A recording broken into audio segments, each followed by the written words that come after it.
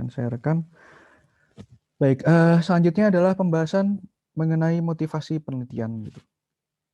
Apa sih yang sebenarnya membuat kalian harus melakukan penelitian?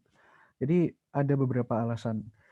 Pada dasarnya untuk mengakhiri suatu sekolah, untuk mendapatkan suatu gelar akademik, baik itu D3, D4, S1, S2, S3, umumnya kalian harus melakukan atau mengembangkan sesuatu. Sesuatu itu harus ada dasarnya, harus berdasarkan mungkin keilmuan asas keilmuan yang baik, harus berdasarkan penelitian orang lain, berdasarkan paper atau buku atau mungkin cara-cara mengembangkan sesuatu, dan itu yang harus kalian ulang atau kalian upgrade sehingga kalian bisa mendapatkan suatu bukti bahwa kalian berhak mendapatkan gelar akademik yang kalian perjuangkan tersebut. Meskipun memang banyak sekali sumber informasi sekarang yang bisa kalian dapatkan gitu untuk menyelesaikan suatu penelitian di internet, cari di YouTube, cari di Google gitu ya. Tapi tetap untuk pelaksanaan penelitian yang baik, kalian harus mendasarkannya kepada hasil kegiatan orang lain yang dilakukan atas dasar penelitian ilmiah juga. Jadi kalian tidak bisa mencantumkan video YouTube sebagai referensi, itu tidak bisa gitu ya. Tetap harus ada dasar ilmiahnya, paper, jurnal, buku, seperti itu. Artikel Kompas atau artikel koran online. Kalau blog itu tidak boleh. Kalau tulisan pribadi, opini itu tidak boleh. Mengapa? Karena pada dasarnya semua hal yang kita teliti itu harus bisa dipertanggungjawabkan secara ilmiah. Nah, itu yang nanti akan saya bahas lebih lanjut. Salah satu tujuan kita meneliti yang lain adalah untuk memecahkan suatu permasalahan di lingkungan kampung kalian misalkan. Airnya mati, listriknya mati. Masalahnya apa? Bagaimana cara memecahkannya? Perlukah kita membeli genset? Apakah kita harus membuat mikrohidro sendiri? Ya, itu harus dijawab dengan penelitian. Di desa lain bagaimana kalau ada masalah yang seperti ini? Itu kalian melakukan penelitian, membandingkan hasil solusi yang pernah diimplementasikan pada masalah lain yang serupa dan melihat bagaimana hasilnya. Kalau misalkan menyebabkan permasalahan yang baru, harapannya adalah pada solusi ini tidak menyebabkan permasalahan yang baru. Itu juga penelitian. Kemudian ada keinginan untuk mendapatkan kepuasan intelektual dengan membuat suatu inovasi atau invensi yang bersifat kreatif. Kalian punya mainan, kalian punya handphone, kalian punya radio, radio kalian rusak, handphone kalian rusak, kalian ingin memperbaiki, kalian ingin membuat lebih canggih, kalian cari literaturnya, kalian cari pengalaman-pengalaman orang lain yang pernah mengalami hal yang serupa dan berhasil menyelesaikan permasalahan tersebut, kalian tiru. Itu adalah penelitian. Memberikan manfaat kepada masyarakat misalkan, apa masyarakat kita sekarang masalahnya apa? Banyak sekali yang di PHK. Apa masalahnya? Apa yang mereka hadapi? Mungkin berbeda-beda satu demi satu, kalian coba lihat. Nah, itu yang kalian coba tawarkan. Membuat suatu solusi dari permasalahan yang dihadapi oleh masyarakat. Kalau misalkan suatu hari nanti kalian bekerja di bidang research and development, penelitian dan pengembangan di pabrik mungkin atau di Samsung atau di Apple atau di Microsoft, ini akan kalian temui setiap hari. Mencari tahu sejauh mana ilmu pengetahuan di bidang yang kalian tekuni sudah sampai. Apakah kalian tertinggal? Apakah bisa kalian mempelajari hasil penelitian orang lain untuk maju lebih jauh? Nah, itu sudah makanan sehari-hari. Kalau misalkan suatu hari nanti kalian menjadi pengamat kehidupan sosial, ya itu yang harus kalian lihat juga. Apa yang terjadi, keterkaitan antara satu fenomena dengan fenomena yang lain. Apakah ada variabel penghubungnya? Misalkan gara-gara harga nasi naik, maka masyarakat unjuk rasa, bagaimana keterkaitannya? Itu juga harus diteliti. Tidak bisa semena-mena kita bilang, wah ini pasti gara-gara si A menurunkan si B, lalu harga naik jadinya masyarakat langsung unjuk rasa semua, ya tidak bisa. Harus ada penelitiannya. Tidak bisa hanya berdasarkan opini. Dan yang paling penting, memahami cara kerja suatu sistem atau cara berpikir sistematis. Menguasai cara berpikir sistematis dengan memecah-mecah suatu masalah menjadi lebih kecil. Seperti adage atau suatu kata-kata mutiara yang disampaikan oleh Al-Khwarizmi. Bagaimana cara kita memecahkan suatu masalah? Yaitu dengan cara memecah-mecahkan masalah tersebut menjadi lebih kecil. Setelah itu kita teliti, setelah itu kita dalami bagaimana menyelesaikan masing-masing masalah tersebut dari yang kecil-kecil sehingga bisa menyelesaikan masalah yang lebih besar. Itu semua butuh diteliti. Bagaimana kita tahu bahwa masalah ini bisa diperkecil lagi? Ya diteliti. Bagaimana cara kita tahu bahwa masalah yang sudah dipecahkan tadi, yang sudah dipecah-pecah jadi lebih kecil tadi bisa dipecahkan? Ya, meneliti. Itu semua kita cari. Karena pada dasarnya sejarah itu selalu berulang. Karena itulah kita harus selalu mencari tahu apakah masalah ini sudah pernah dihadapi oleh manusia lain sebelumnya dan bagaimana solusinya. Kecil kemungkinan masalah yang kita hadapi adalah masalah baru. Biasanya masalah itu adalah kembangan dari masalah-masalah yang ada sebelumnya. Karena itulah kita perlu meneliti. Ada suatu kata pepatah dari Isaac Newton. Ada yang tahu Isaac Newton? Tahu Pak, Siapa dia? penemu Penemu apa? gravitasi, Iyalah gravitasi gitu. ya, penemu hukum gravitasi ya. Jatuhan apel gitu kan. Jatuhan apel benar. Karena itu lambang apel digigit jadi lambangnya apple ya. Itu melambangkan inovasi, invensi. Isaac Newton mengatakan bahwa keberhasilan saya sampai di sini karena saya berdiri di pundak peneliti-peneliti yang lain, peneliti-peneliti sebelumnya. Itu yang harus selalu dipegang. Di dalam dunia ilmiah, kita tidak pernah berdiri sendiri. Kita selalu berdiri di atas hasil-hasil penelitian sebelumnya. Itulah kenapa kita harus memberikan penghargaan kepada bahu siapa yang kita injak. Kita harus memberi penghargaan kepada penelitian yang kita kutip.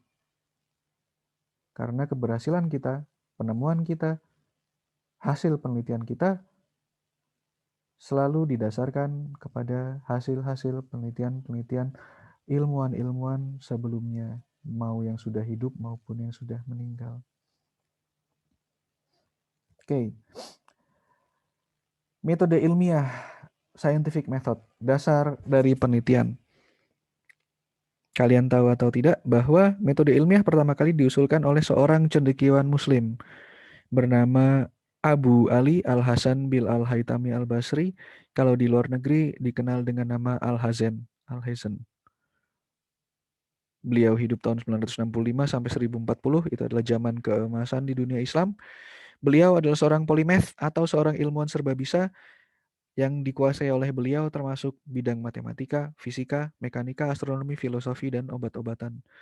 Yang diusulkan oleh beliau, Abu Ali Al-Hasan ini adalah bahwa agak perlunya kita melakukan metode ilmiah untuk menguji suatu kebenaran dari teori yang disampaikan. Kita tidak bisa menyatakan suatu hal itu benar jika belum diuji kebenarannya. Apa dasarnya? Beliau berkata, kutipannya adalah, manusia ini penuh celah, hanya Allah lah yang maha sempurna. Karena itulah untuk mencari kebenaran dari alam semesta, maka opini manusia harus dihilangkan dan biarkanlah alam berbicara melalui eksperimen. Eksperimen fisika yang kebenarannya bisa dituangkan melalui rumus-rumus matematika. Beliau adalah seorang peneliti di bidang optik yang menunjukkan bagaimana cahaya bekerja, bagaimana sinar bekerja, bagaimana gambar itu dibuat.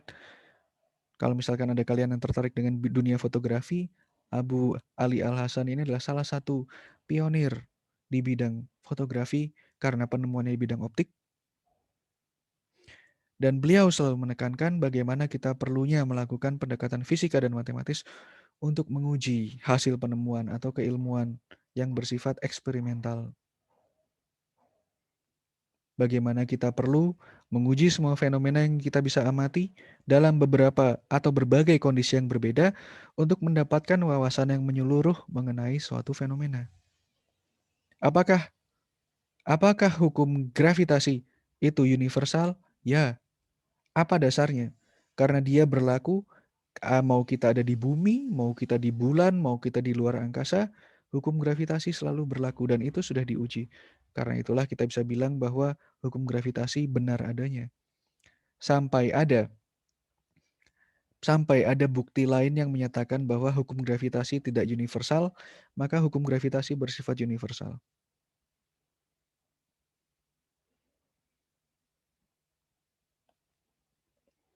Karena itulah sifat-sifat penelitian yang baik selalu memiliki sifat dua yang utama. Yang pertama adalah reproducible, bisa menghasilkan hasil yang sama melalui pengujian berulang. Hukum gravitasi di bumi berapa besarnya? 9,8 meter per second kuadrat. Benar atau tidak diuji di Jakarta? Ya benar segitu. Diuji di Paris? Ya benar segitu.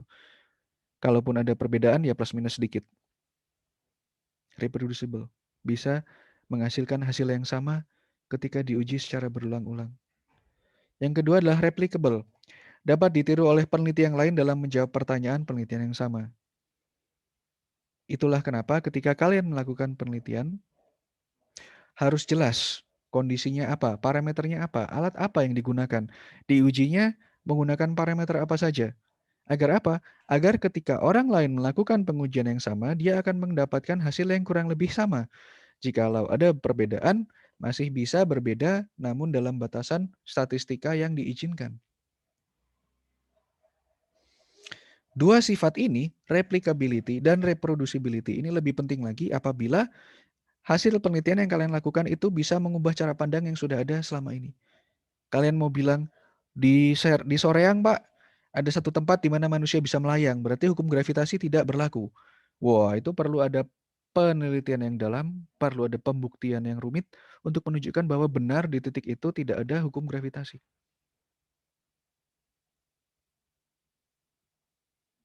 Itu perlu penelitian ilmiah yang lebih rumit, pembuktian yang lebih banyak, sampai bisa dijelaskan kenapa di titik itu tidak ada hukum gravitasi.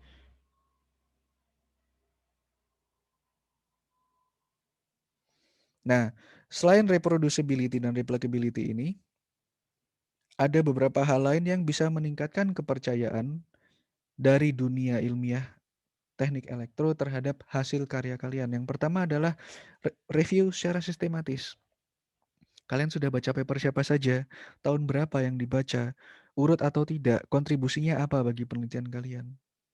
Kemudian kita juga harus melakukan sintesis dari bukti ilmiah, menggabungkan pembuktian satu dan yang lain hal sehingga bukti ilmiah kita lebih kuat. Itu bisa meningkatkan kepercayaan publik, kepercayaan dunia ilmiah terhadap hasil penelitian kalian.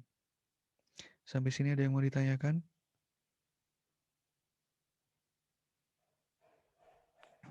Belum, Pak. Oke. Yang lainnya? Sudah cukup jelas? Jelas. Baik. Nilai dari reproducibility, nilai dari replicability, bisa direplikasi, nilai dari review secara sistematis atau systematic review, systematic scientific review, dan juga sintesis bukti ilmiah itu adalah termasuk dalam topik-topik yang akan kita pelajari di perkuliahan metodologi penelitian ini.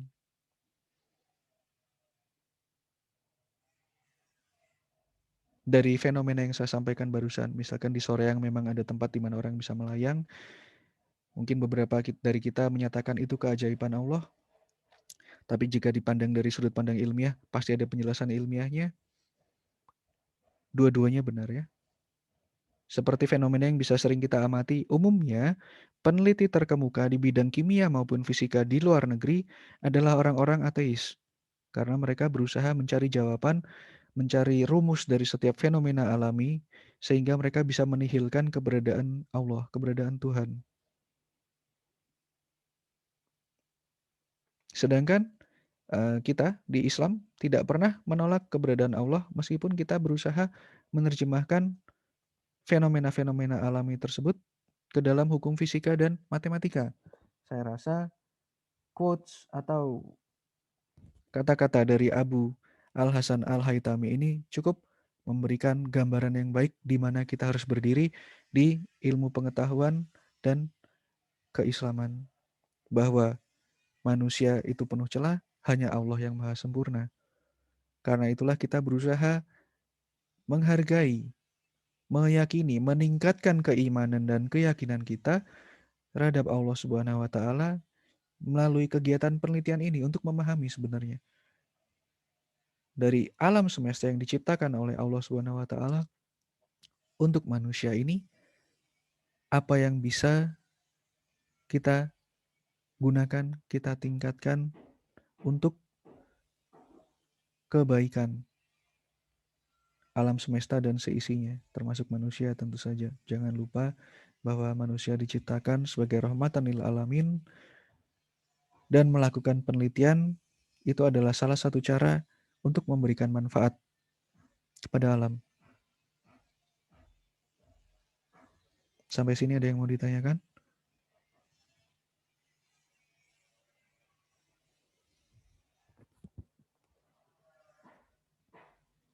Ada yang mau dibahas, didiskusikan? Bebas dari apa yang saya sampaikan. Mungkin mengusik suatu pengetahuan yang pernah kalian dapatkan sebelumnya.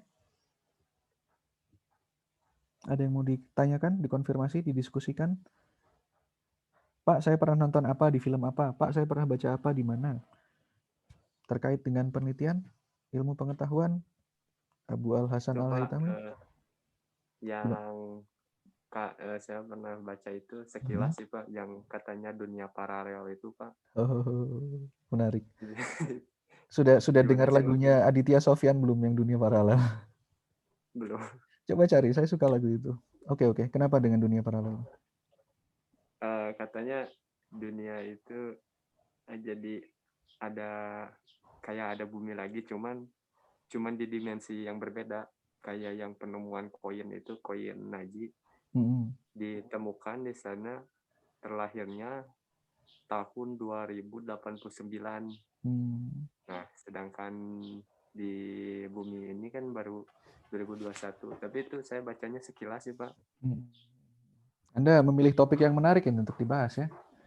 Saya pernah punya buku seorang matematikawan yang berusaha membuktikan bahwa memang ada dunia paralel. Ada bukan dunia paralel, bahkan alam semesta cermin gitu ya, mirror universe. Itu ada pembuktiannya secara rumus bahwa dia bisa membuktikan memang ada gitu. Memang ada dunia lain, memang ada dunia paralel. Memang memang mungkin itu bisa menjelaskan banyak sekali orang-orang yang hilang secara misterius atau banyak sekali kemunculan hal-hal yang aneh. Banyak sekali apa?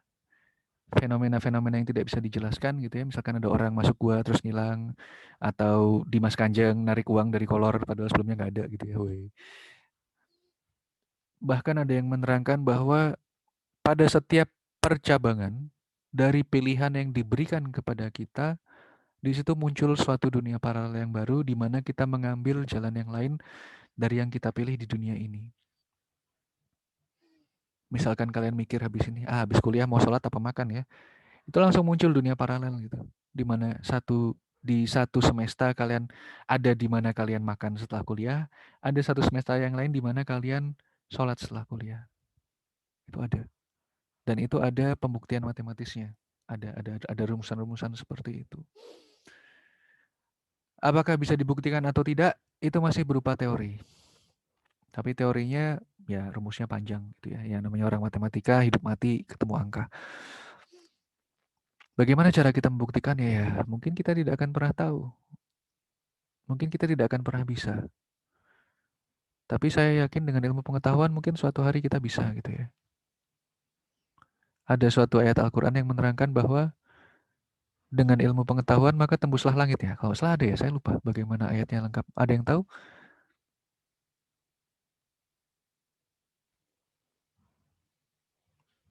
Silakan dicari.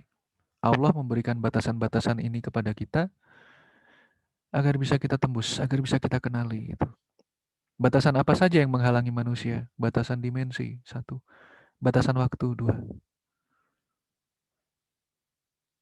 Allah tidak meminta kita untuk menerima semua ini gitu ya. Tidak hanya menerima saja fenomena yang kita alami setiap hari, tapi juga bagaimana kita bisa memahami mereka dan memanfaatkan mereka untuk kebaikan.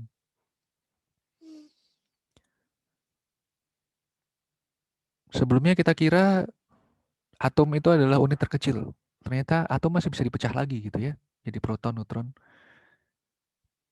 Dan itu bisa membuat jadi bom atom, merugikan manusia. Itu juga bisa menjadi pembangkit listrik tenaga nuklir, membuat listrik jadi murah, meskipun jadi berbahaya sih kalau ada gempa dan yang lain-lain. Tapi itulah ilmu pengetahuan. Apakah alam semesta paralel ini ada? Apakah dunia paralel ini ada? Mungkin saya nggak tahu apakah di masa hidup saya ini saya bisa menemukan jawaban untuk itu. Tapi mungkin di masa hidup kalian bisa. Ya, semoga bisa lah. Semoga ada gambaran tentang dunia lain, dimensi lain. Dan itu akan menjadi suatu cerita seru lagi seperti bumi datar ya. Karena itu akan membawa kita kepada dunia lain yang belum dijelajahi. Sama seperti luar angkasa. Kenapa sekarang semua orang berlomba-lomba menuju Mars? Karena ya, itu adalah dunia lain yang belum dijelajahi. Itu yang membuat kita selalu terpacu untuk menjadi lebih baik, menemukan suatu hal yang baru, mendapatkan jawaban atas pertanyaan yang selama ini belum pernah dijawab. Ada orang nggak di Mars? Mungkin. Ada air nggak di Mars? Pernah ada kehidupan atau nggak di Mars? Bisa nggak kita hidup di Mars? Sama dengan dunia paralel. Ada nggak dunia lain di mana Pak Pujo nggak jadi dosen meskipun gitu, misalkan gitu ya, misalkan Pak Pujo jadi stand up komedian di sana, oh saya juga pengen lihat gitu, sukses nggak saya, kalau misalkan saya sukses di sana mungkin di sini saya alih profesi gitu jadi stand up komedian aja mendingan. Hal-hal menarik seperti itu yang menjadi motivasi kita untuk meneliti.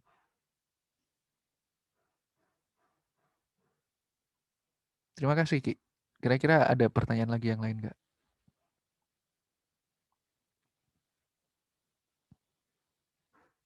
Yang lainnya ada pertanyaan?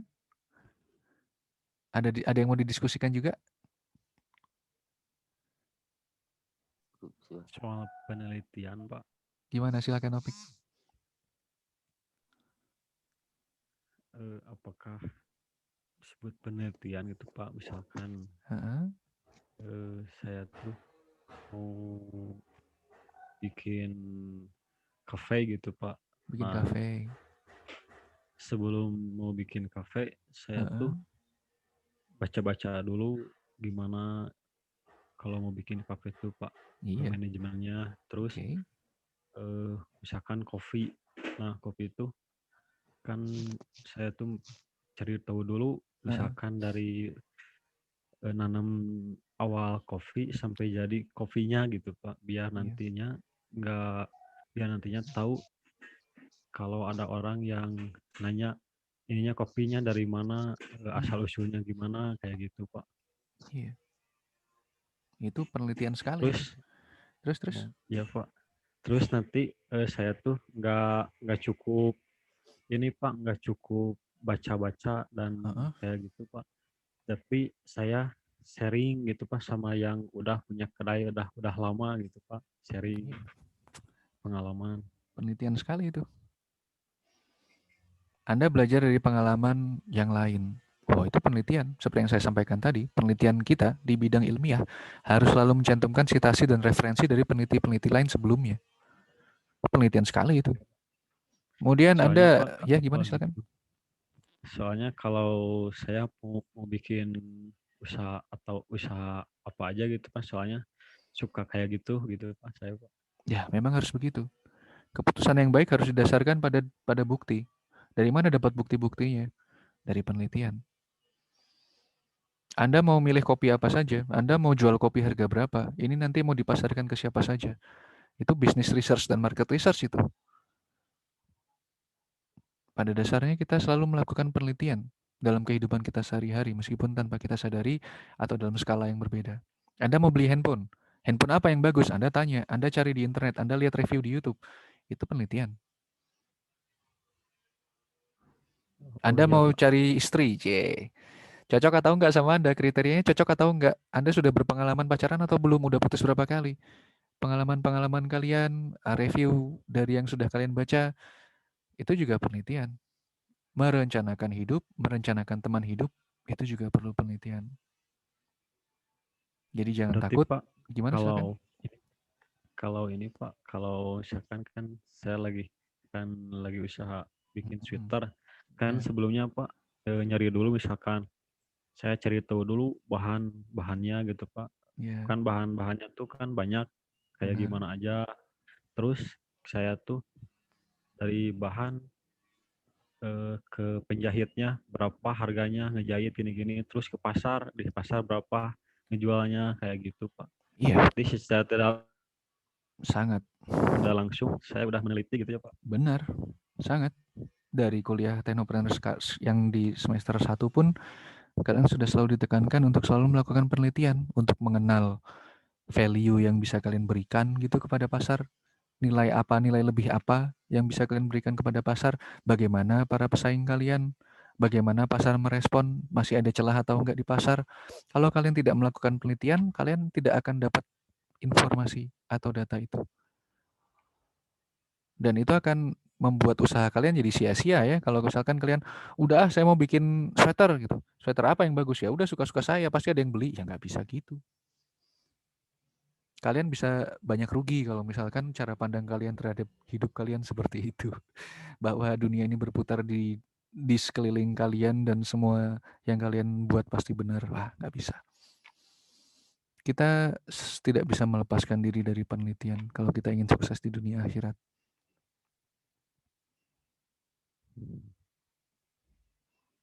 Seperti itu. Dunia akhirat kenapa ya? Karena itulah kita selalu juga mengkaji dan mengkaji. Mengkaji itu meneliti ya. Kalian mengaji Al-Quran itu meneliti. Gitu. Kita mencoba memahami Al-Quran dengan lebih baik agar kita bisa menjalani hidup di dunia akhirat juga lebih baik. Seperti itu. Jadi ya kita selalu meneliti kok pada dasarnya. Jadi kalian tidak perlu takut dengan kata-kata penelitian. Wah, kata horor dari mana ini? Oh, enggak perlu. Selalu kita Berarti itu ya pelajari. Berarti Pak kalau misalkan meneliti sama mempelajari hampir sama ya Pak? hampir sama. Meneliti itu hanya kata-kata keren yang menunjukkan bahwa sesuatu yang diteliti itu eh, jadi bedanya meneliti dengan mempelajari itu seperti ini. Mempelajari itu kadang-kadang tidak perlu bukti dan tidak perlu eh, istilahnya diuji berapa kali untuk memastikan bahwa apa yang kita pelajari sudah benar. Kalau penelitian perlu. Kalau mempelajari itu hanya perlu tahu, oh dari A ke B caranya begini, udah sekali cukup. Atau kalian baca buku, oke udah cukup. Kalau penelitian itu perlu ada pembuktian, perlu ada dasar-dasarnya, perlu membandingkan satu aspek dengan yang lain. Kalau mempelajari saja, tidak. Kalau penelitian, perlu. Salah satu ciri khas penelitian, perlunya ada perbandingan dan pembuktian.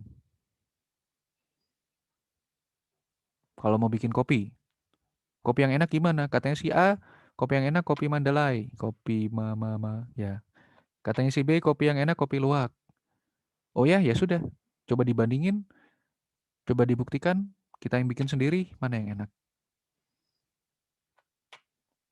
Market research seperti ini. Bandingkan pasar A dengan pasar B, produk A terhadap produk B, market A terhadap market B, bagus nggak responnya? Buktikan. Kalau memang penelitiannya benar, kaidahnya sudah dipenuhi, harusnya hasilnya tidak akan berbeda jauh. Seperti itu.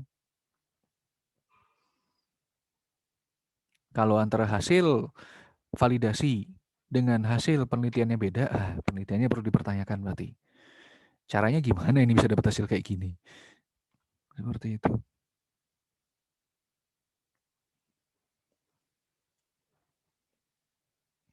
Oke, cukup paham semuanya? Sudah cukup jelas?